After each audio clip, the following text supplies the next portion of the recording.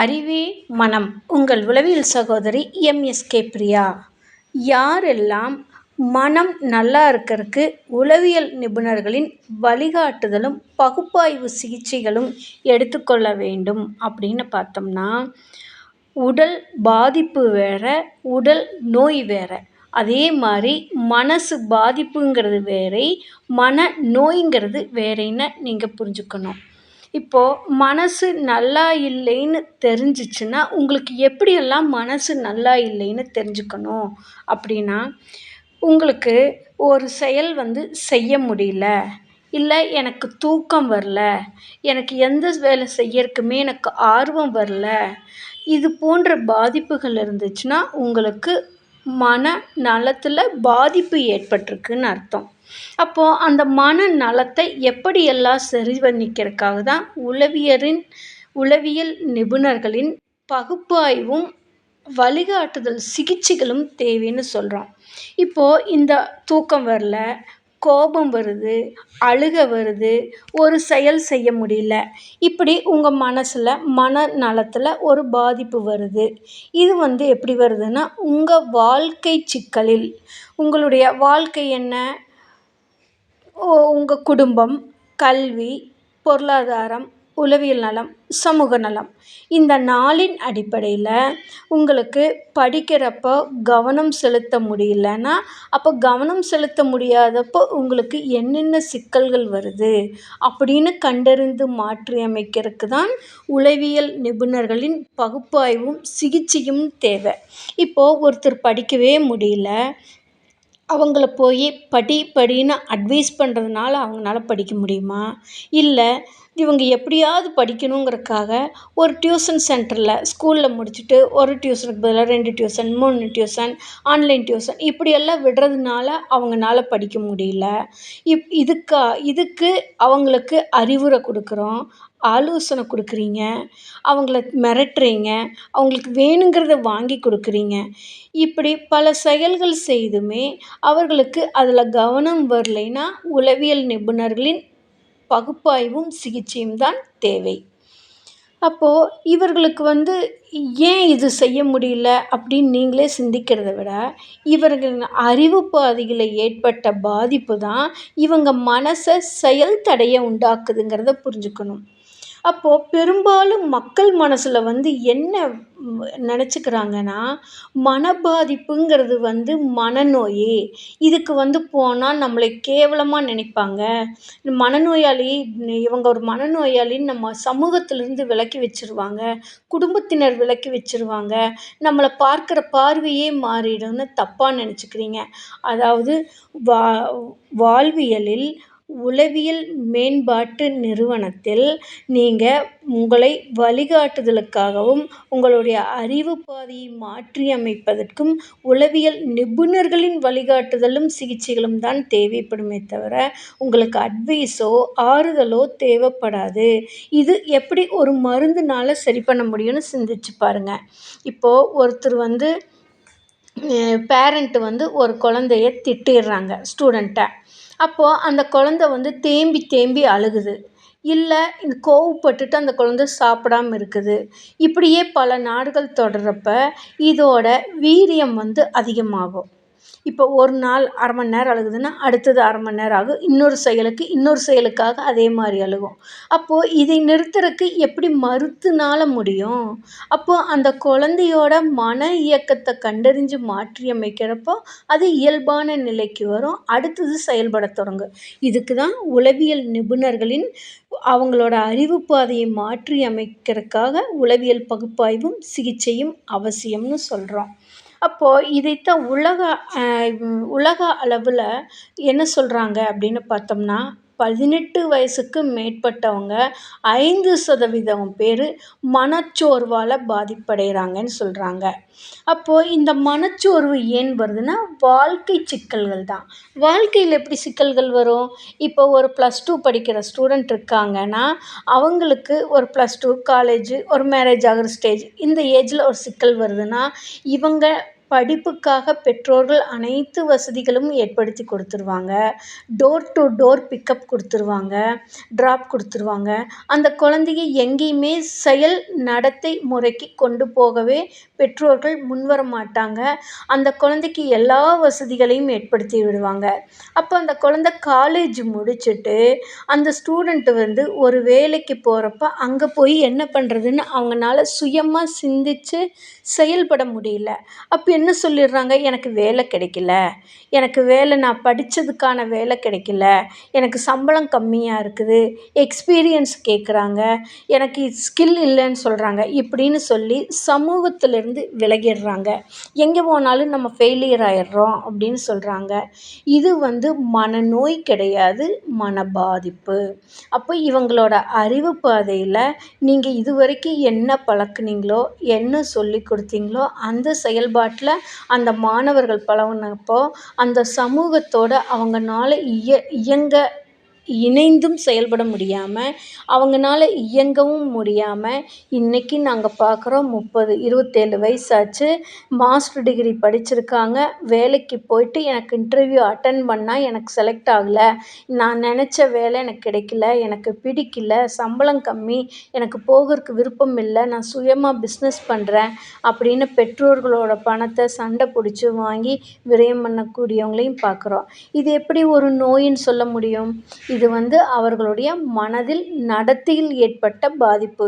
இதற்கு அவங்களோட நடத்தையில் இதுவரைக்கும் நீங்கள் என்னெல்லாம் பழக்குனீங்களோ, என்னெல்லாம் சொல்லிக் கொடுத்தீங்களோ, அவர்கள் மனதில் என்ன பதிவாயிருக்குதோ, இதை கண்டறிந்து மாற்றியமைக்கத்தான் உளவியல் நிபுணர்களின் பகுப்பாய்வும் சிகிச்சையும் தேவைன்னு சொல்கிறோம். இதற்கு தான் எங்கள் நிறுவனத்தில் வந்து வாழ்க்கைக்காக முதல் கிளினிக் ஆரம்பித்து ஒரு தனி மனிதனின் வளர்ச்சிக்காக மேம்படுவதற்காகவும், திறனை உருவாக்குவதற்காகவும், செயல்படும் திறனை அதிகப்படுத்துவதற்காகவும் வாழ்வியல் மேம்பாட்டு நிறுவனத்தில் உளவியல் பகுப்பாய்வு மற்றும் சிகிச்சைகளை கொடுத்து கொண்டு வருகின்றோம். அடுத்தது இன்னமும் உலக சுகாதார நிறுவனம் என்ன சொல்லுதுன்னு பார்த்தோம்னா, 8 பேரில் ஒருவருக்கு மனநல பிரச்சனைகள் எதிர்கொள்கிறாங்க அப்படின்னு சொல்லுது. அப்போது 8 பேரில், அதாவது 8 பேரில் ஒருத்தருங்கிறப்போ ஒன்று அவங்க படிப்பில் இருக்கலாம், இல்லை பொருளாதாரம், இவங்க வேலைக்கு போவாங்க, சம்பளம் வாங்கிட்டு வருவாங்க, அதை சரியான முறையில் செயல்படுத்த முடியாத சிக்கல் வரும். சமூகத்தோடு இணைந்து செயல்படுவதில் சிக்கல் வரும். சமூகம்ங்கிறது ஃபஸ்ட்டு உங்களோட ஃபேமிலி, அந்த ஹஸ்பண்ட் அண்ட் ஒய்ஃபாக இருக்கலாம், இல்லை பேரண்ட்டாக இருக்கலாம், இதோடு இணைந்து செயல்படுவதில் பிரச்சனை வரும். இந்த 3லையும் உங்களுக்கு பிரச்சனைகள் தொடருது அப்படின்னா அடுத்தது உங்கள் மனதையும் உடலையும் அது பாதிக்கும். இதுக்கு தான் உளவியல் நிபுணர்களோட வழிகாட்டுதல், பகுப்பாய்வும் சிகிச்சையும் தேவைன்னு சொல்கிறோம். ஏன்னா ஒவ்வொருத்தரும் அவங்கவங்க மனசை இயக்க தெரியாது. எல்லாத்துக்குமே அவங்கவுங்க நினைக்கிறது சரியாக தான் இருக்கும். ஆனால் நீங்கள் நினச்சது சரியா தப்பான்னு இது வரைக்கும் எங்கே பார்த்துருக்கோம்? இப்போது உங்களுக்கு வந்து உடம்புக்கு சரியில்லை, ஒரு காய்ச்சல் வருது, நீங்கள் மெடிக்கல் ஷாப்பில் ஒரு மாத்திரை வாங்கி சாப்பிடுவீங்க, அது அப்போதைக்கு சரியாகும். இதே இந்த மாதிரி இன்னொரு நாள் காய்ச்சல் வர்றப்போ நீங்கள் சாப்பிட்றப்ப சரியாகலை அப்படிங்கிறப்ப டாக்டர்கிட்ட போகிறாங்க. அவங்க டாக்டர் என்னென்னு பார்த்துட்டு உங்களுக்கு மருந்து எழுதி தர்றாங்க, மறு உந்து எழுதி தர்றாங்க. அதுதான் மருந்து. அந்த மறு உந்து நீங்கள் எடுத்துக்கிறப்ப உங்களுக்கு அந்த காய்ச்சல் சரியாகுது. அது வைரல் ஃபீவராக இருக்கலாம், இல்லை ஏதோ ஒரு காரணத்தினால அந்த ஃபீவர் இருக்கலாம், அது சரியாகுது. அதே மாதிரி ஒவ்வொரு டிசீஸ்க்குமே, சளி பிடிச்சிருந்தாலும் சரி, உடலில் வேறு பாதிப்புகள் இருந்தாலும் இந்த மாதிரி மறு உந்து, உங்கள் பிரச்சனைக்கு மறு உந்து எடுத்துக்கிறப்ப அது சரியாகுது.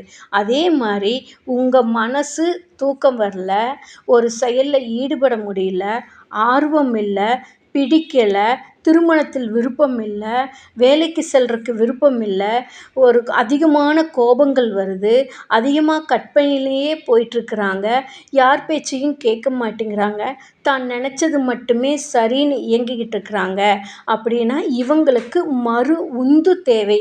அந்த மறு உந்து தான் உளவியல் நிபுணரின் வழிகாட்டுதலும் உளவியல் இவர்களுடைய அறிவு பாதையில் ஏற்பட்ட அறிவை மாற்றியமைக்க பகுப்பாய்வும் சிகிச்சையும் தேவைன்னு சொல்கிறோம். இதற்கு தான் எங்கள் நிறுவனத்தில் தனி மனிதனின் வளர்ச்சிக்கு தேவையான கல்வி, பொருளாதாரம், உளவியல் நலம், சமூக நலம், இவற்றில் இவர்கள் மனதில் பதிவானதை கண்டறிந்து மாற்றியமைக்கத்தான் நாங்கள் எங்களுடைய நிறுவனத்தில் தொடர்ந்து பகுப்பாய்வு மற்றும் சிகிச்சைகளை கொடுத்து கொண்டு வருகிறோம்.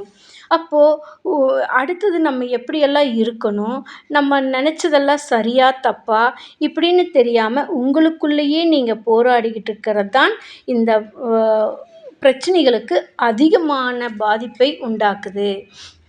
அப்போ மனநலத்தில கோளாறு எப்படியெல்லாம் இருக்கும்? இதுக்கு என்னெல்லாம் பண்ணணும் அப்படின்னு பார்த்தோம்னா, இவங்களுக்கு மனசு சோர்வா இருக்கும். எப்பவுமே அடிக்கடி ரெஸ்ட் எடுத்துக்கணும்னே தோணும். தனிமையா ஒரு ரூம்ல படுத்துக்கணும்னு தோணும். ஒரு சின்ன சத்தம் வந்தா கூட, "ஏன் டிஸ்டர்ப் பண்றீங்க?" கூட்டுறதுக்குள்ள போனா கூட, அதாவது வீடு பெருக்கறதுக்குள்ள போனா கூட, "ஏன் என்னை கூட்டி டிஸ்டர்ப் பண்றீங்க? இப்பவே செய்யணுமான்னு" கோவப்படுவாங்க, ஆத்திரப்படுவாங்க. அங்க ஏதாவது இருந்தா தூக்கி வீசிருவாங்க. அடிக்கிறக்கு போவாங்க. ஏன் ஒரு சிலர் கடிச்சு கூட வச்சுருவாங்க. அடுத்தது பார்த்தோம்னா, இவங்க ஒரு பதட்ட நிலையில இருப்பாங்க. இப்ப எங்கேயாவது போகணும்னு சொல்லிட்டா, "நான் வரல. எனக்கு பிடிக்கல. இதெல்லாம் எனக்கு அவசியம் இல்ல." இப்படின்னு பல ஆர்கியூமென்ட் பண்ணுவாங்க. அப்போ இவங்களுக்கு ஒரு தேவை, இவங்களுக்கு அது செய்யணும்னு நெனச்சா, வீட்ல இருக்கிறவங்க அத்தன பேர்த்தையும் டார்ச்சர் பண்ணி, உடனே அங்க பல செலவுகள் செய்து அங்க கூட்டிட்டும் கூட போயிருவாங்க. அந்த நிலைக்கும் இருப்பாங்க. அடுத்தது பசி. ஒண்ணு அதிகமான பசியா இருக்கும்.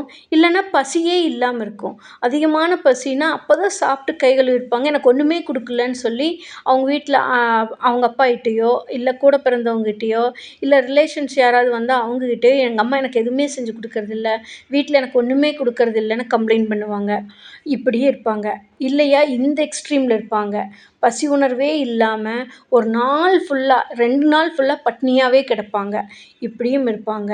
அடுத்தது பார்த்தோம்னா, ஒரு ஆ ஆண் ஃபீமே மேலா இருந்தாங்கன்னா, இவங்க போதைப் பொருளுக்கு அடிமையாயிருவாங்க. அடிக்கடி வெளியில போயிட்டே இருப்பாங்க. வாகனத்த எடுத்துட்டு சுத்திட்டே இருக்கணும்னு நெனைப்பாங்க.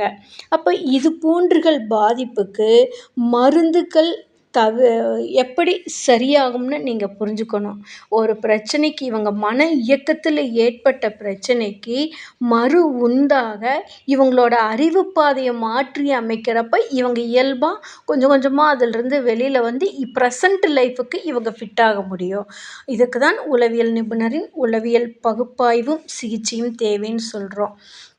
அடுத்தது பார்த்தீங்கன்னா, இவங்களுக்கு மீது ஆர்வமே இருக்காது. எந்த வேலை ஸ்டூடெண்ட்டா இருந்தாங்கன்னா, படிக்கிறக்குன்னு ஸ்கூலுக்கு போயிட்டு வந்தா, வீட்டுக்கு வந்தோனே பேரண்ட்ஸ் கிட்ட புலம்புவாங்க. "எனக்கு படிக்கிறக்கே காலையிலேருந்து எனக்கு கிளாஸ் எடுத்து இன்னைக்கு டயர்ட் ஆயிருச்சு. எனக்கு கஷ்டமா இருக்குது." அப்படின்னு சொல்லிட்டு வந்தோனே ஃபோன் எடுத்துக்குவாங்க. இல்லன்னா டிவி பார்ப்பாங்க. இல்லன்னா ஸ்நாக்ஸா சாப்பிடுவாங்க. இல்லன்னா கோவப்படுவாங்க. இந்த செயல்கள் நடக்கும். அடுத்தது பார்த்தீங்கன்னா, இவங்களோட தனிப்பட்ட வேலை, குளிக்கிறதாகட்டும், சாப்பிடுறதாகட்டும், இந்த வேலைகளும் கூட முறையா அந்த டைமுக்கு செய்ய மாட்டாங்க. கட்டாயத்தின் அடிப்படையில தான் போய் செய்வாங்க.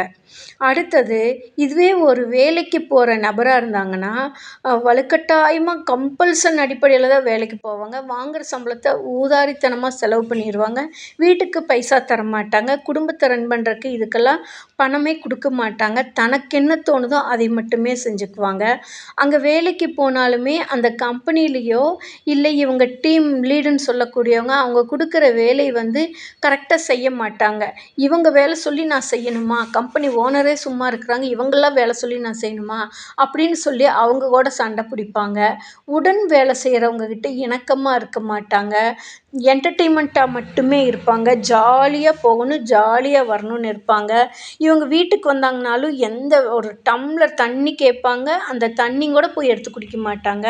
எல்லாமே ஒருத்தர் செஞ்சு குடுக்கணும்னு பார்ப்பாங்க. இப்படி எந்த வேலையிலயுமே ஒரு ஆர்வமே இல்லாம இருப்பாங்க. இது போன்ற பாதிப்புகள் இருந்துச்சுன்னா, இவங்களோட செயல் நடத்தை, மன இயக்கத்தின் நடத்தை, வாழ்க்கையில் ஏற்பட்ட பாதிப்பின் நடத்தை இவற்றை கண்டறிந்து மாற்றியமைக்கும் பொழுது தான் இவர்கள் இயல்பான நிலைக்கு வர முடியும். இதற்கு தான் உளவியல் நிபுணரின் வழிகாட்டுதலும், சிகிச்சையும் தேவை. இதுக்கு தான் எங்களுடைய நிறுவனம் வாழ்க்கைக்காக முதல் கிளினிக் ஆரம்பித்து, தனி மனிதனின் வளர்ச்சிக்கு தேவையான இவங்களின் அறிவு பாதையில் ஏற்பட்ட அறிவின் கண்டறிந்து மாற்றியமைக்கும்போது இயல்பாக வாழ முடியும். அடுத்தது பார்த்தோம்னா, பேச்சில் வந்து நிறைய முரண்பாடுகள் இருக்கும். இவங்க வந்து ஸ்டூடெண்ட்ஸாக இருந்தாங்கன்னா, என்ன சொல்லுவாங்கன்னா, எனக்கு வந்து பேச்சில் ஸ்டூடெண்ட்ஸாக இருந்தாங்கன்னா, டீச்சர்ஸ் வந்து கிளாஸ் எடுத்தது புரியல. எனக்கு ஃப்ரெண்டு வந்து என்னை டிஸ்டர்ப் பண்ணிகிட்டே இருக்கா. எனக்கு ஃப்ரெண்ட்ஸே இல்ல. இப்படின்னு வீட்ல கம்ப்ளைண்ட் பண்ணுவாங்க. ஸ்கூலுக்கு போனா என்ன சொல்லுவாங்க, எங்க வீட்டுக்கு போனோனே எங்க அம்மா என்கிட்ட வேலை வாங்குறாங்க. நான் படிக்கிறதுக்கே விடமாட்டேங்கிறாங்க. இப்படின்னு போய் அங்க கம்ப்ளைண்ட் பண்ணுவாங்க. இப்படி பேச்சுல வந்து நிறைய மாத்தி மாத்தி பேசுவாங்க. பேச்சுல வந்து தெளிவே இருக்காது. அதே மாரி முரண்பாடான பேச்சுக்கள் அதிகமா பேசுவாங்க. ஒரு வேளை இந்த சாப்பிட்றக்கு வான்னு கூப்பிட்டா கூட, "இப்பவே சாப்பிடணுமா? உங்க இஷ்டத்துக்கெல்லாம் சாப்பிட முடியாது." அப்படின்னு சொல்லி ஒவ்வொரு சின்ன சின்ன விஷயத்துக்குமே பல முரண்பாடான வார்த்தைகள போட்டுக்கிட்டே இருப்பாங்க. இப்போ யூனிஃபார்ம் எல்லாம் எடுத்து வைன்னு சொன்னா, "ஏன் நீங்க எடுத்து வைக்க மாட்டீங்களான்னு?" கேட்பாங்க. அப்போ "நீ ஷூ எல்லாம் ரெடி பண்ணி வைன்னா, ஏன் நீங்க துவைச்சு வைக்க மாட்டீங்களா? நீங்க பெத்தவங்க தானே, நீங்க தானே செய்யணும். இதெல்லாம் உங்க வேலை. பெத்ததுக்கு நீங்க தான் எல்லாம் செய்யணும்." இப்படின்னு சொல்லி பேச்சுல வந்து பல முரண்பாடுகளும், பல வெறுப்புக்களையும் உண்டாக்கிட்டே இருப்பாங்க. இதே கணவன் மனைவியா இருந்தா, எல்லா விஷயத்துலயுமே சண்டை வரும். "ஏன் நான் கேட்டது நீ செய்யல? நீ கேட்டா நான் செய்யணுமான்னு?" சொல்லுவாங்க. ஏன் அடிதடிக்கும் கூட போயிருவாங்க. இப்படி பேச்சுல வந்து ஒரு சாதாரணமா பேசக்கூடிய பேச்சு கூட, சாப்பிட்டியான்னு கேட்டா கூட அதுக்கு 1008 கதைய சொல்லி, 1008 பிரச்சனைகள உண்டாக்கி, அது பெரிய பிரச்சனையா உண்டாக்கி, தீர்க்க முடியாத பிரச்சனையா உண்டாக்கிட்டு காலம் ஃபுல்லா இத பேசிட்டு இருப்பாங்க. இந்த மாரி பேச்சுல வந்து மாற்றங்களும் இருக்கும். முரண்பாடுகளும் அதிகமா இருக்கும். இப்படி இருந்துச்சுன்னா, மனசு நலத்துல பாதிப்பு அடைஞ்சிருக்குது. அப்ப இந்த மனநல பாதிப்பு இன்னைக்கு வந்தது இல்லன்னு நீங்க புரிஞ்சுக்கணும். உங்களை சார்ந்தவர்களுக்கு இது போன்ற பாதிப்பு இருந்துச்சுன்னா, இவர்களுக்கு உளவியல் நிபுணர்களின் வழிகாட்டுதல் சிகிச்சை தான் தேவையே தவிர, மருந்துனால இது குணப்படுத்த முடியாது. இவங்களோட நடத்தைய வந்து மருந்தால எப்படி பண்ண முடியும்? நீங்களே சிந்திச்சு பாருங்க. இதுக்கு தான் எங்களுடைய நிறுவனம் எம்எஸ்கே லைஃப் கிளினிக் ஃபவுண்டேஷன்ல வாழ்க்கைக்காக முதல் கிளினிக் ஆரம்பித்து, ஒரு தனி மனிதனின் நடத்தையில், செயலில், இயக்கத்தில் மாற்றங்கள் இருக்கும் பொழுது, அவற்றினை கண்டறிந்து அந்த அறிவு பாதையில் என்ன பிரச்சனை இருக்குதுன்னு கண்டறிந்து, இவர்கள் இயல்பாக வாழ்வதற்கான வழிகளையும், செயல்முறைகளையும் உருவாக்கி, அதற்கான பகுப்பாய்வு செய்து சிகிச்சைகளின் மூலமாக கொஞ்சம் கொஞ்சமா அவங்கள கொண்டு வர முடியும். இது வந்து ஆலோசனை கூறுறதுனாலயோ, அட்வைஸ் கூறுறதுனாலயோ மாத்தவே முடியாது. ஏன்னா, இதுவரைக்கும் நீங்களும், உங்களை சார்ந்தவர்களும் நெறைய அட்வைஸ் குடுத்துருப்பீங்க, மோட்டிவேஷன் பண்ணியிருப்பீங்க. எல்லாமே சொல்லியும் அவங்களுக்கு இந்த பிரச்சனைகள் இருக்குதுன்னா, இவர்களுக்கு இந்த பகுப்பாய்வு சிகிச்சைகள் தான் தேவை. அடுத்தது பார்த்தோம்னா, இவங்களுக்கு வந்து எந்த விஷயத்துலயுமே கவனமே இருக்காது. எதை கேட்டாலுமே மறந்துட்டேம்பாங்க. டம்ளர் எடுன்னா கரெக்ட்டா டம்ளர் கீழ போடுவாங்க. ஒரு எண்ணெய் தயிர் பாக்ஸோ, இல்ல எண்ணெய் பாக்ஸோ ஏதாவது எடுத்து வைன்னு சொன்னா கரெக்ட்டா கீழ போட்டு அதை உடைப்பாங்க. இவங்க வந்து எந்த விஷயத்துலயுமே கவனம் இருக்க மாட்டாங்க. ஒரு சீரியஸா நீங்க சொல்லியிருப்பீங்க, "சீக்கிரமா போகணும். நான் இங்க போயிட்டு காலேஜ் பஸ் வந்துரும், இல்ல ஸ்கூல் பஸ் வந்துரும், இல்ல வேலைக்கு போறவங்களா இருந்தா கேப் வந்துரும்." அப்படிங்கிறப்போ, அந்த அவசரத்துல வந்து கவனக்குறைவு அதிகமா இருப்பாங்க. போற நெக் ஆஃப் தி மூமெண்ட்ல தான் அதையும் இதையும் தூக்கி போட்டுட்டு வேகமா அந்த நெக் ஆஃப் தி மூமெண்ட்ல போய் முட்டிட்டு நிப்பாங்க. அந்த மாரி கவனமே இல்லாம செயல்படுவாங்க. எதுலயுமே ஒரு ஆர்வம் இருக்காது. கவனச்சிதறல்னால இவங்க வந்து எதையுமே ஞாபகத்துல வச்சுக்க மாட்டாங்க. இவங்களோட கவனம் ஃபுல்லா கற்பனையில மட்டுமே இருக்கும். நிகழ்காலத்திலேயே இருக்காது. ஒண்ணு பழச வந்து நினைவுபடுத்தி, இந்த பழசுலருந்து பின்னாடி எப்படி இருக்கணும்னு அதுக்கு ஜம்ப் ஆயிக்குவாங்க. அந்த ஜம்ப் ஆயிட்டு என்ன பண்ணுவாங்கன்னா, எதிர்காலத்தில இப்படி இருந்தா இப்படி வரும், இது இருந்தா இது வரும், இந்த பணம் இருந்துச்சுன்னா அதை வாங்கலாம், அந்த பணம் வந்துச்சுன்னா இப்படி வாங்கிக்கலாம். அப்போ போன தடவை நம்மளுக்கு இப்படி நடக்கலையேன்னா, பழசுலருந்து புதுசுக்கும், புதுசுலருந்து பழசுக்கும் ஜம்ப் ஆயிட்டே இருப்பாங்க. நிகழ்காலத்தில வாழவே மாட்டாங்க. இவங்க எல்லா விஷயத்துலயுமே ஒரு சீரியஸான விஷயம் வீட்ல உடம்புக்கு யாருக்காவது சரியில்லைன்னா கூட, அவசரத்துக்கு போகணும், நீ வந்துருன்னு சொன்னாங்கன்னா மறந்துடுவாங்க. இதெல்லாம் அவசியமா? ஏன் உங்களுக்கு தெரியாதான்னு ஆர்கியுமெண்ட்டுக்கு வருவாங்க. இப்படி எல்லா விஷயத்துலயுமே கவனம் இல்லாம செயல்பட்டுட்ருப்பாங்க. அப்போ இவங்களுக்கு வந்து உளவியல் பகுப்பாய்வும், சிகிச்சையின் மூலியமாக இவங்களோட கவனிக்கும் திறனை அதிகப்படுத்துவதற்காக, திறன் மேம்பாட்டு உளவியல் பகுப்பாய்வு சிகிச்சைகளை எங்களுடைய நிறுவனம் கொடுத்துக் கொண்டு வருகிறது.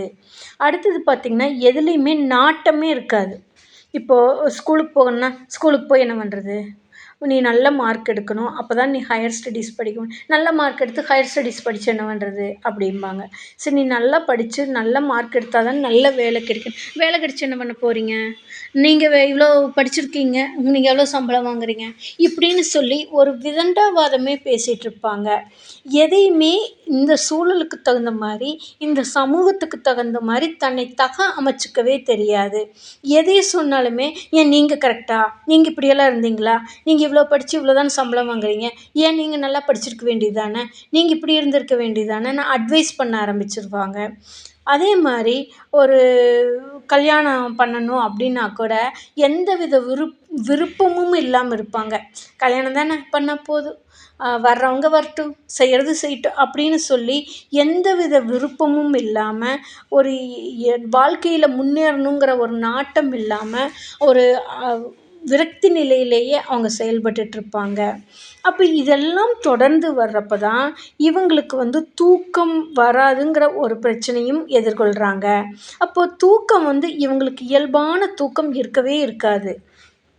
பார்த்தீங்கன்னா, நைட்டு படுத்திருப்பாங்க. காலையில எழுப்பிவிட்டா, "ஏன் எழுப்புனீங்க?" அப்படின்னு சொல்லி டென்ஷன் ஆவாங்க.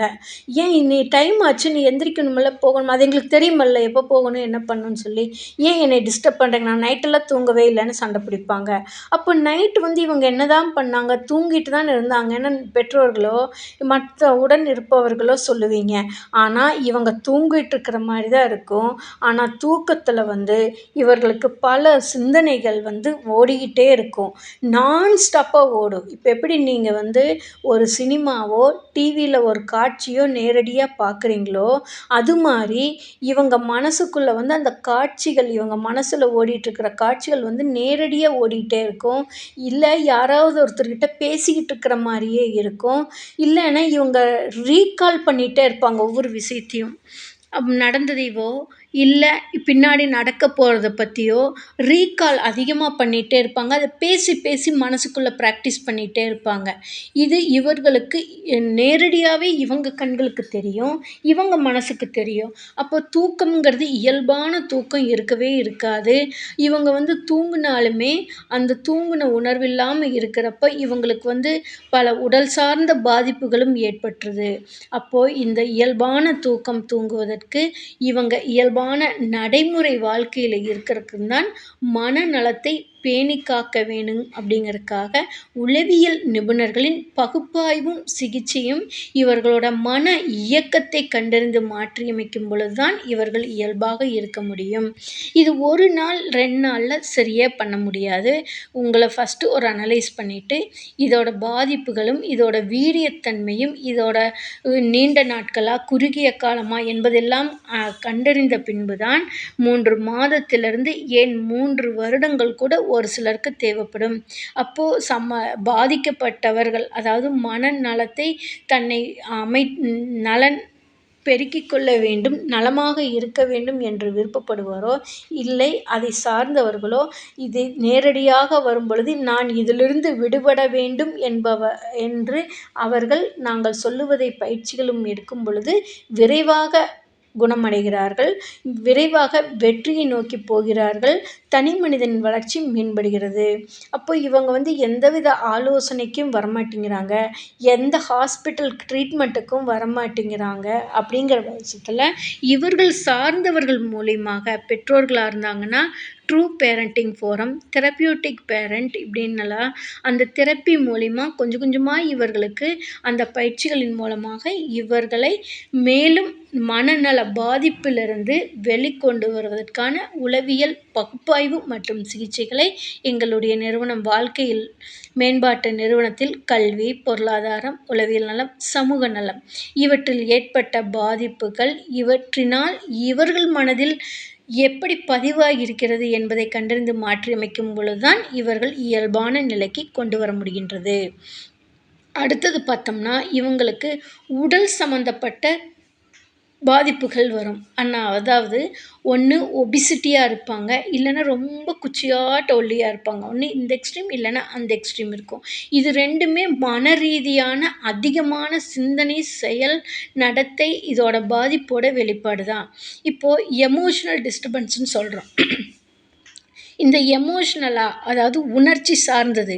இப்போ ஒரு ஹஸ்பண்ட் அண்ட் ஒய்ஃபா இருந்தாங்கன்னா, "ஏன் உனக்கு அறிவில்லையா?" அப்படின்னு கேட்டா ஒரு எமோஷனல் டிஸ்டர்பன்ஸ் ஆயிருவாங்க.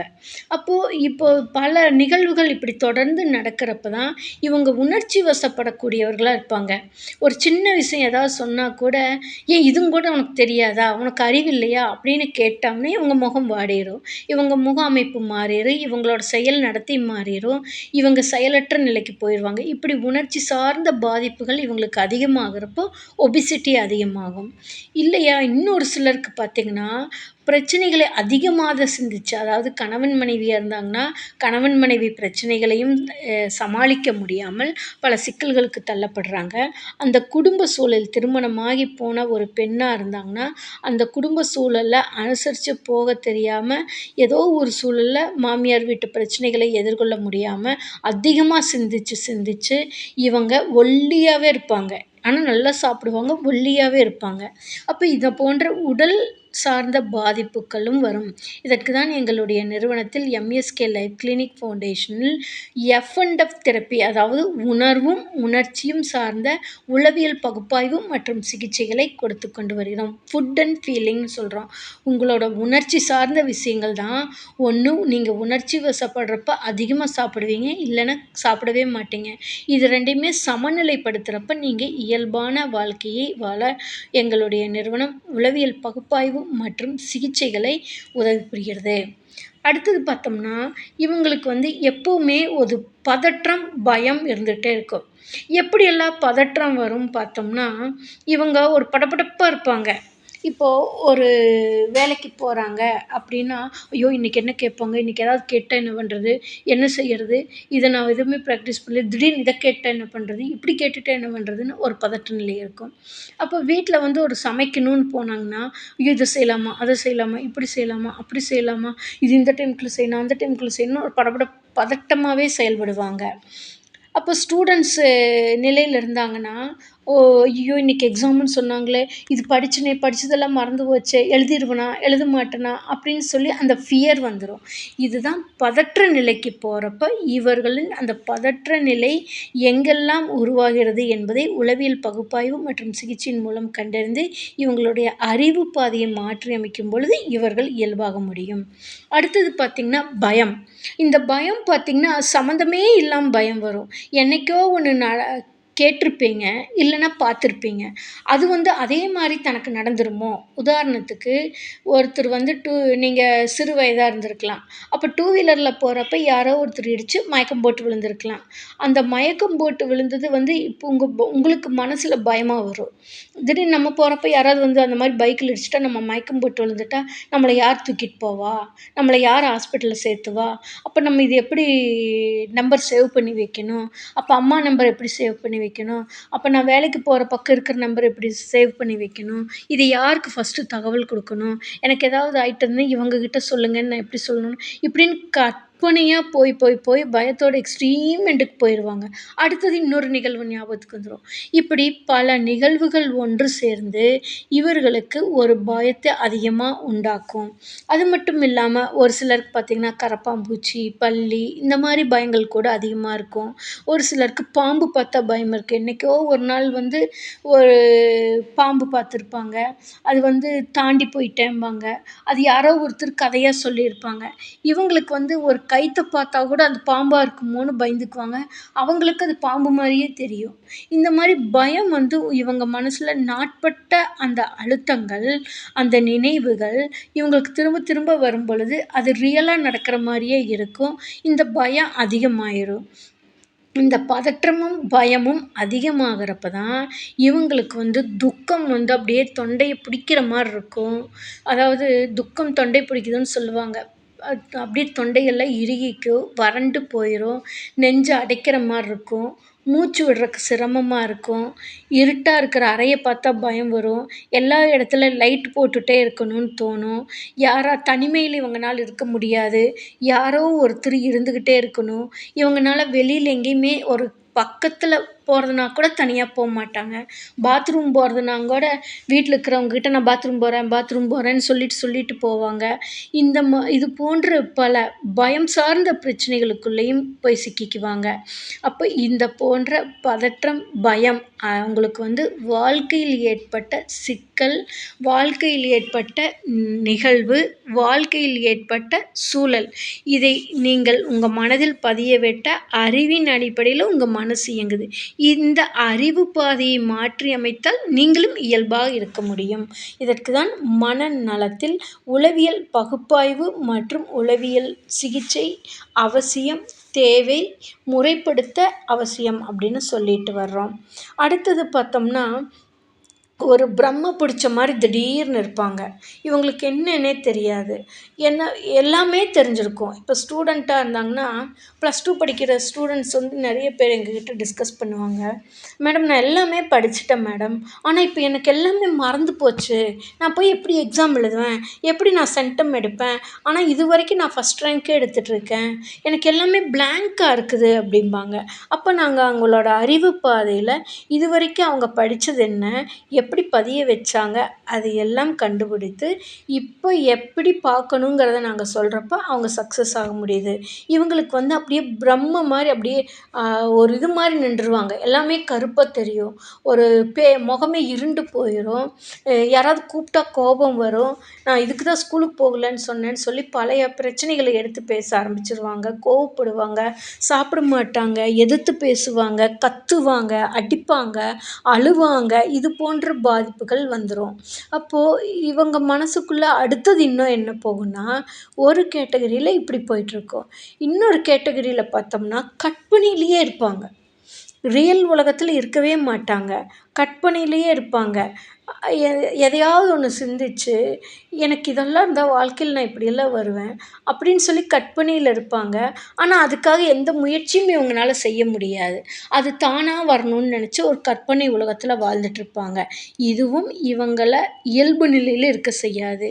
அப்ப இவங்க அதிகமா அந்த கற்பனையில சிந்திச்சுக்கிட்டு இவங்க மனசு போயிட்டுருக்கும். உதாரணத்துக்கு டீச்சர்ஸ் கிளாஸ் எடுக்குறாங்க ஸ்டூடண்ட்ஸுக்கு அப்படின்னா, அந்த ஸ்டூடண்ட் கிளாஸ்ல தான் உட்காண்ட்ருப்பாங்க. டீச்சர் எடுத்தத பார்த்துட்ருப்பாங்க. நோட்ஸும் எடுப்பாங்க. ஆனா, இவங்களோட எண்ணம் மட்டும் தான் ஒரு விஐபி மாரியும், தான் ஒரு ஆஃபீசர் மாரியும், தனக்கு இவங்க எல்லாரும் சொல்ற மாரியும், இவங்க அவங்கள வழிநடத்துற மாரியும் ஒரு கேட்டகரி கற்பனை வரும். அப்போ திடீர்னு இவங்க அப்படியே பார்த்துட்ருப்பாங்க, எழுதிட்டுருப்பாங்க. கண்ணு பாக்கு கை எழுதும். மனசு வேற பக்கம் இயங்கும்.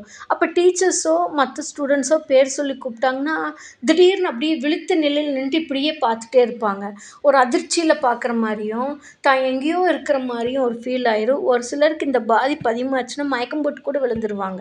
திடீர்னு மயக்கம் போட்டு விழுந்துருவாங்க. திடீர்னு அழுக ஆரம்பிச்சுருவாங்க. இல்லன்னா கோவப்பட்டு கத்துவாங்க. இப்படி அசையா நிலையில இருக்கக்கூட பலர் ஆரம்பித்துருவாங்க. இவர்களுக்கு உளவியல் பகுப்பாய்வு மற்றும் சிகிச்சைகள் தேவை. இது போன்ற பாதிப்புகள் இவங்க மனசுல தொடர்ந்து வர்றப்ப தான் இவர்களுக்கு மனநலத்திற்கு ஆலோசனையும், பகுப்பாய்வு சிகிச்சையும் வேணும்னு சொல்றோம். அடுத்தது பார்த்தோம்னா, இவங்களோட இந்த பாதிப்பெல்லாம் அதிகமாகறப்போ, இவங்களோட உணர்ச்சின்னு சொல்லக்கூடிய எமோஷனல் டிஸ்டர்பன்ஸ் அதிகமாயிரும். எப்படியெல்லாம் எமோஷனல் டிஸ்டர்பன்ஸ் அதிகமாகும்னு பார்த்தோம்னா, இவங்க சாதாரண மனநிலையில இவங்கனால இயங்க முடியாது. சந்தோஷமா இருந்துச்சுன்னா, மணிக்கணக்கா பேசுவாங்க. இவங்களுக்கு ஒரு தேவை இருந்ததுன்னா, மணிக்கணக்கா பேசுவாங்க.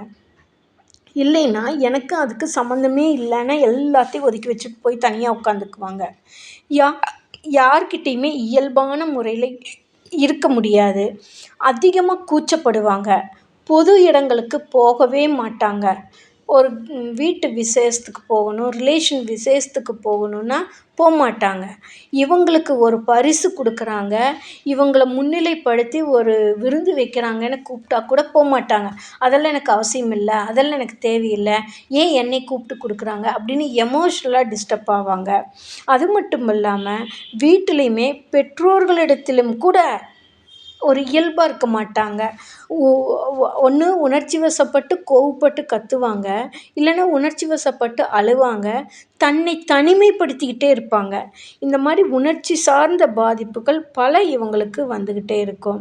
அப்ப இது போன்று மனநலம் பாதிப்பில் பல சிக்கல்கள் இருக்கும் பொழுது, இது முற்றிலும் நடத்தை, செயல் சார்ந்த பிரச்சனைகள். இவர்களுடைய அறிவு பாதையில் மனதில் பதிந்த பதிவின் அடிப்படையில இவங்க இயங்கிக்கிட்டு இருக்காங்க.